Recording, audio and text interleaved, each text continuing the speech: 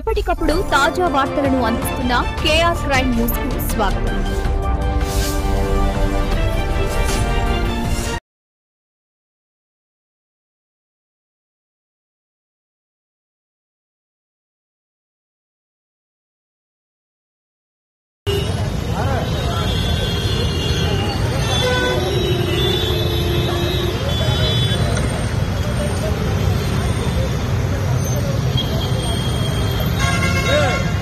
Bus number ఎంత?